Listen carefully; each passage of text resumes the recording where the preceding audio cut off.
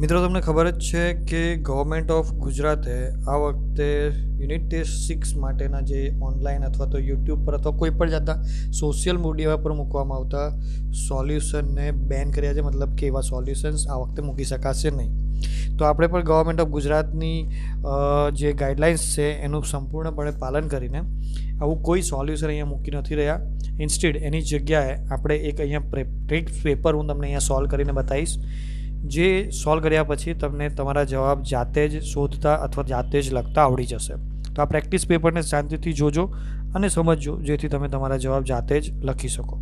તો ચલ્યો, આજનું જે છે આમાં 11 સાયન્સ 11 ધોરણ 11ના સાયન્સ માટેનું ઇંગ્લિશનું જે પેપર છે એ અહીંયા સોલ્વ કરી રહ્યા છે આપણે.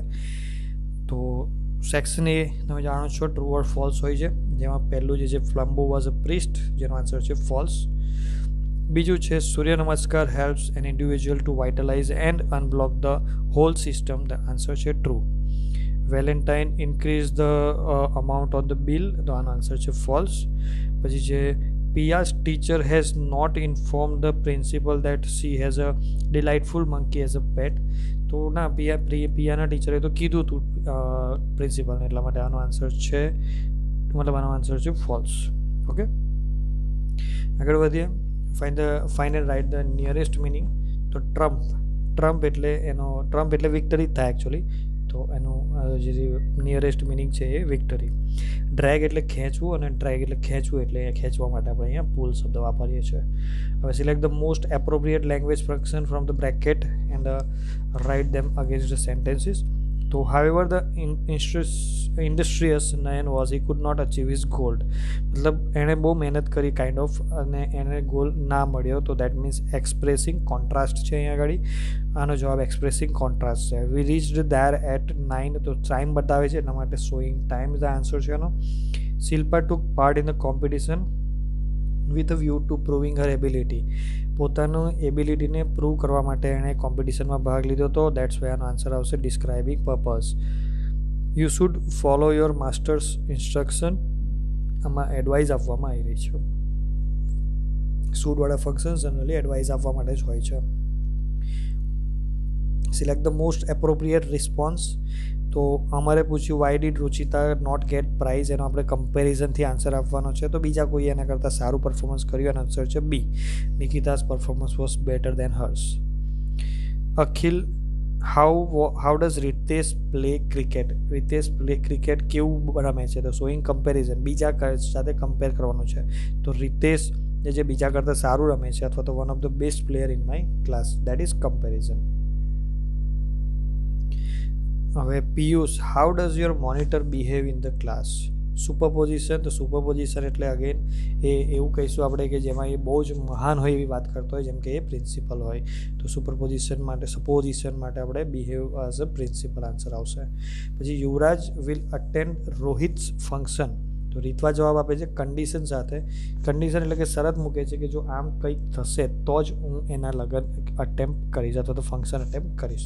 તો એના કન્ડિશન માટે આપણી પાસે બધા ઓપ્શન છે, એમાંથી એક જ ઓપ્શન છે જેમાં કન્ડિશન ઇફ જે છે હંમેશા શરત મૂકવા માટે જ વપરાય છે. તો ઇફવાળું સેન્ટેન્સ એક જ છે, આપણો જવાબ આવશે B. Select and write most appropriate question, એટલે કે આ શબ્દ મળે એવો ક્વેશ્ચન આપણે પૂછવાનો છે. This requires a spiritual approach to life. શું જોઈશે?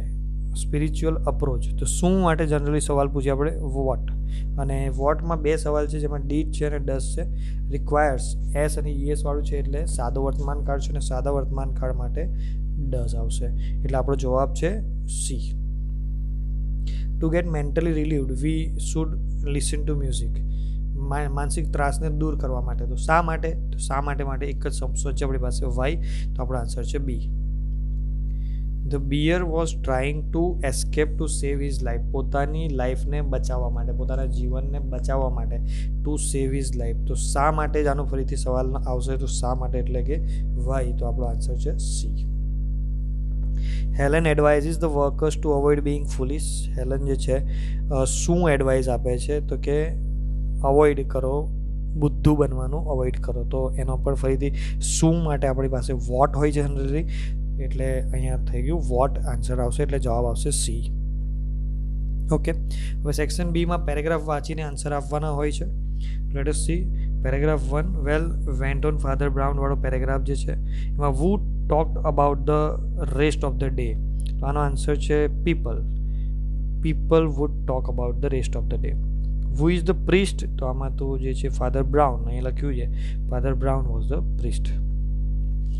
પછી આખો પેરેગ્રાફ છે યોગવાળો, એમાં વોટ ડઝ યોગ બેનિફિટ, યોગ શું બેનિફિટ આપે છે, તો એ પહેલી જ લાઇનમાં એનો આન્સર છે yoga is an holistic exercise that provides physical, mental as well as spiritual benefits. Then for which is yoga useful, yoga જે છે યુઝફુલ શાના માટે છે, તો yoga is useful in improving flexibility. Actually આનો આન્સર જે છે એ દરેક વસ્તુ હોઈ શકે, આખો પેરેગ્રાફ જ હોઈ શકે. મેં એને થોડું શોર્ટ કરીને આન્સર લખવાની ટ્રાય કરી છે. તો yoga is useful in improving flexibility and balance. It also stimulates the cardiovascular system and many other benefits. એટલે અહીંયા મેની અધર બેનિફિટ્સ લખીને મેં અહીંયા શોર્ટ આન્સર કરી દીધો આને. ઓકે, નેક્સ્ટ જે છે પેરેગ્રાફ 3, એમાં વેલેન્ટીન વાળો પેરેગ્રાફ છે. What kind of abilities does Valentine have, તો પહેલી જ લાઇનમાં જ છે Valentine famous comes to London. Sorry, આ આન્સર નથી એનો. વેલેન્ટીનની આ છે notices the smallest details cleverly, and આ આખું જે છે એનો આન્સર છે. Why does Valentine come to London, તો એમાં પહેલી લીટીમાં આપેલું છે કે એ જે છે એ trail of an equally notorious French thief, આને પકડવા માટે આવ્યો હતો. તો એનો આન્સર આ પ્રમાણે આવશે. પેરેગ્રાફ 4, એમાં હાઉ આર અંગોરા રેબિટ્સ કેવા છે, તો અંગોરા રેબિટ્સની આગળ કઈ જગ્યાએ વાત આવે છે આપણે જોવાનું છે. તો late us C. I have got bunch of rare angora rabbits and they are very beautiful and they have this long soft fur. તો કેવા છે, તો કે બ્યુટીફુલ છે અને લોંગ સોફ્ટ ફર વાળા છે. તો આપણો આન્સર એ જ થઈ ગયો. પછી what does the teacher suggest to do in the class, teacher શું કહેવાનું કહે છે, તો પહેલી લાઇનમાં કીધું છે.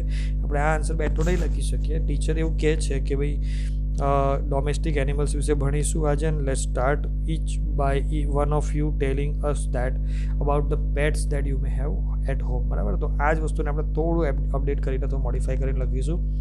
The teachers suggest the students to tell the class about the pets they may have at home.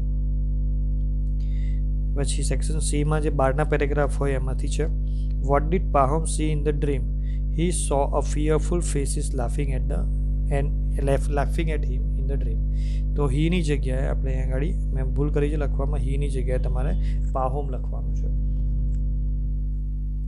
How was the starting point decided, starting point કેવી રીતે ડિસાઇડ કરવામાં આવ્યો, તો અહીંયા એનો સીધો આન્સર આપેલો છે. જુઓ, the basket chef put his cap at the starting point. બરાબર, તો આ પ્રમાણે જ મતલબ બાસ્કેટ શેફે સ્ટાર્ટિંગ પોઈન્ટ પર પોતાની કેપ મૂકીને આવી રીતે સ્ટાર્ટિંગ પોઈન્ટ ડિસાઇડ કરવામાં આવ્યો.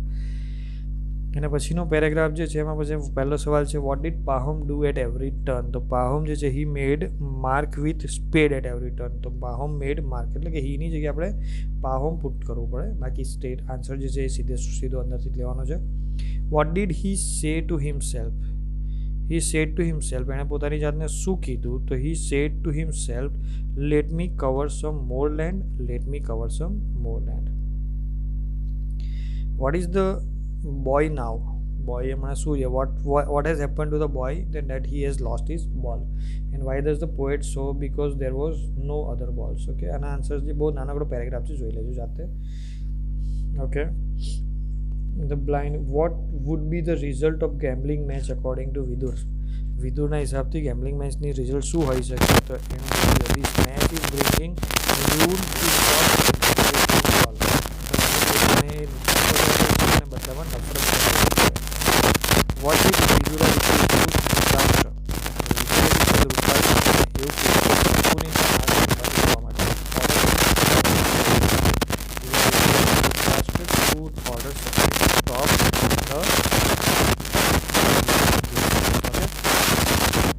પછી જે સેક્શન નાઇટ વાળો પેરેગ્રાફ છે પ્રમાણે starting goes to bed.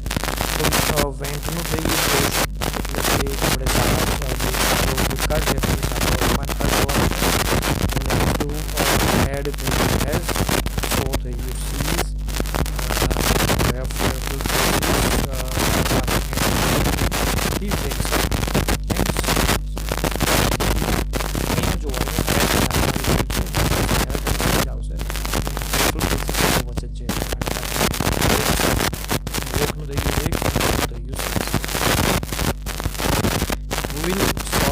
problem, change the thought. Preeti said Ishita is working with the narration. Preeti said that Ishita was working. હવે આમાં ઈમેલ લખવાનો છે મ્યુનિસિપલ કમિશનરને ગાંધીનગરના complain about the road complain લખતો ઈમેલ કરવાનો છે. તો એ બી અહીંયા આમાં તમારું નામ લખી દેવાનું છે, મ્યુનિસિપલ કમિશનરને જીમેલમાં મોકલવાનું છે અને અહીંયા અગેન તમારું નામ લખવાનું છે. બાકી તો બધું અહીંયા બેઠું આપેલું છે, આ પ્રમાણે તમે થોડા ગાઈડલાઇન્સ લઈ શકો કે આ પ્રમાણે લખી શકાય.